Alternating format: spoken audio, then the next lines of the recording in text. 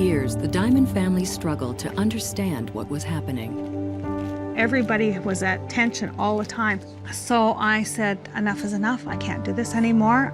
And that's when they pulled White Crow out of the pot. And I'm thinking, what in the hell's White Crow going to do for me? Like, why would I take these kids to a camp? I can't take them to a store. Why would I want to go spend a whole week with them in a camp? Like, get a grip. Whatever, can't lose. So we packed all the kids up and we went to White Crow, and the best week we could have had. Now I get it. White Crow Village Camp was crucial in helping Debbie Diamond begin to understand her 3 girls. It's completely experiential. You have to live in it in order to really catch on to it. White Crow Village is one of the few models that exist to help families of children with FASD. White Crow is a wonderful place where I have learned so much. There is the stuff that you learn in textbooks. There's the stuff that you learn in the ward and in the emergency room and in the clinic. And then there's White Crow. And White Crow adds so much more understanding. We have a crew of about 12, and there are 2 of us who are not fetal alcohol affected. The team leaders are a crucial component of the White Crow model. Most are affected by FASD, and for the children and families, they serve as both mentors and role models. I just really enjoyed that there was a community out there that was working with kids that had the same disability I had, and I thought what a great opportunity just to give back and mentor kids in a way such that I had never been given.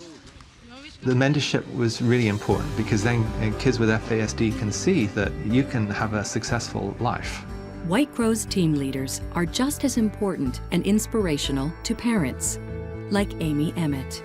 It has lessened the stress speaking with the young adults with White Crow that are affected with FASD and seeing how successful their lives have become because they have supportive people around them. That has given us hope. Kee Warner is the founder of White Crow Village. She has adopted and fostered several children with FASD. After watching her kids struggle to fit in at regular summer camps, she decided to start her own. What we discovered was the kids did really well.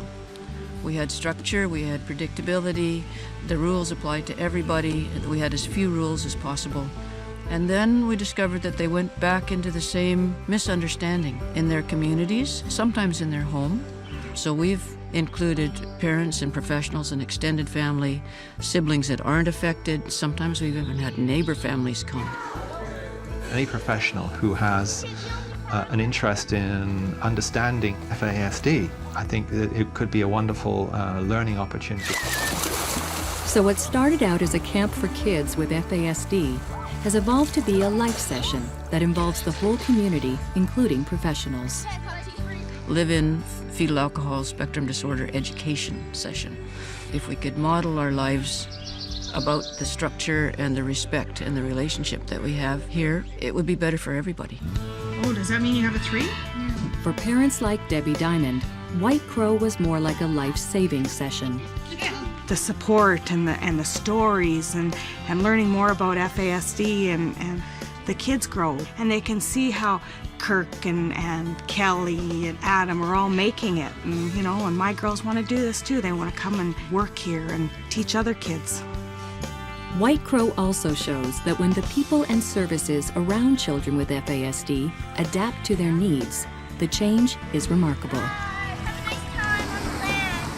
FASD is not only invisible, but it's largely inaudible. The people that have FASD may sound just pretty much like everybody else, although they don't understand as well. And because they look just like everybody else, we don't accommodate in the same way that we would if we saw somebody coming through with a white cane or a wheelchair.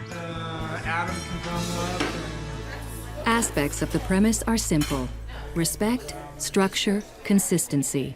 All things children with FASD need to succeed. We don't have processed foods, and we don't have sugar. I think there's enough research to say it does help with behavior. It helps people control their own behavior so that they aren't being controlled.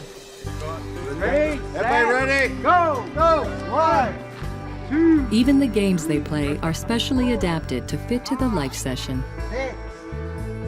We don't play games where people are caught out, because then it's not fun anymore. Things that make people feel stupid or clumsy are rampant in the rest of our families' lives. We're modeling a way to be inclusive of everybody's skills and to value those skills. So respectful communication part 4. Da, da, da, da. While the youth play outdoors, parents, caregivers, and FASD educators attend school for an intensive education session. Be very specific about what is wanted. Again, what you want done, not what you don't want them to do. Don't run. What do we use here? Walking. Right. They leave with valuable knowledge they can then bring to their homes, schools, practices, and communities that will help everyone who deals with FASD be more successful. I think it changed the way that I gathered information and listened. I mean, I could never fully know what it's like to spend 24/7 living with a person with FASD, but I have a sense of that, having spent several weeks. I've been to 3 White Crow camps. The underlying spirituality of the White Crow Village model exists in every facet of the day, The Paddler Award. ending with a closing circle that nourishes the sense of community and celebrates the joy and the growth that these children, families, and professionals gain from being together. The circle offers everyone a chance to share and to be heard. It's an important healing experience for children with FASD. I appreciate it very much. Kids need to be heard, and especially with fetal alcohol when it's difficult to communicate what you're feeling and what you've seen. To have somebody actually take the time to listen to what you have to say. Every time I go there, I make new friends, and that they're really nice. They don't judge you, because again, they're going through the same thing. Hi, my name's Cheyenne. It's with people who you relate to, and being with people that can relate to you is good. They have to get along really good. My name is Debbie, and I had a great week again. I think they've developed a little bit more respect for their parents and for themselves. And now they can take the tools that they've learned and apply it on a day-to-day basis and feel more comfortable with themselves. 1, 2, 3. If people come to us and they see that it works, and then they go back to their community and they say, these are the kinds of things that you will see at camp that are different, and this is what I see it doing for our community. We still have some reluctance to acknowledge that FASD is real. We need to come to terms with the reality of FASD. When that switch changes, then I think that models of learning such as White Crow will become more significant.